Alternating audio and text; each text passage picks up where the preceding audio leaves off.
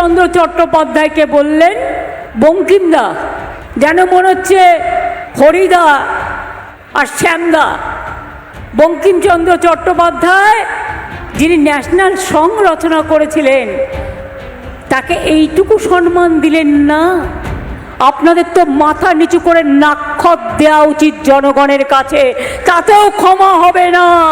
আপনারা অসম্মান করেছেন দেশের ইতিহাসকে, দেশের সংস্কৃতিকে, দেশের আন্দোলনকে। 90% লোক বাংলায় শহীদ হয়েছিল, ফাঁসির কাটে গেছিল, জেলে ছিল, বন্দি ছিল, আর ছিল কিছু পাঞ্জাব।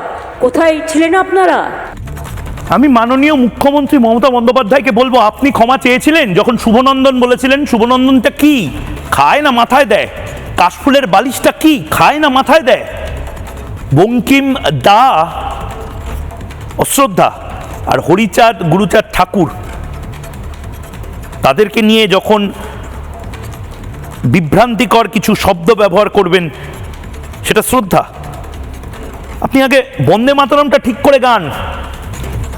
আপনার দলের নেতাদের বলুন, আমি সেটা শোনাতে পারছি না। ভারতীয় একটি চ্যানেল হিসাবে, রাষ্ট্রবাদী একটি চ্যানেল হিসাবে, ভারতের জাতীয় সঙ্গীত জনগণমনকে বিকৃত করে গাওয়া হয় তৃণমূলের স্টেজে, সোশ্যাল মিডিয়ায় ভাইরাল। আমরা রাষ্ট্রবাদী চ্যানেল হিসাবে সেটা দেখাতে পারছি না।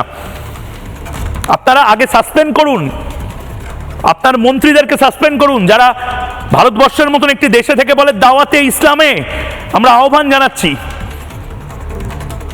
পরে অন্যদের নীতি জ্ঞান দেবেন মাননীয় মুখ্যমন্ত্রী। শুনুন, আপনি বন্দে মাতরমটা গাইতে জানেন না, আপনি এত গান জানেন, এত গান লিখেছেন, এত সুর দিয়েছেন, এত কবিতা লিখেছেন, আর বন্দে মাতরমটা পুরোপুরি মুখস্থ করতে পারেননি। ভারতবর্ষে কে গেয়েছিলেন বাংলা থেকে? নামটা কি? বঙ্কিমচন্দ্র চট্টোপাধ্যায়। বন্দে মাতরম, সুজলাং সুফলাং শস্য মাতরম, সুজলাং সুফলাং শস্য মাতরম, সুজলাং সুফলাং শস্য মাতরম।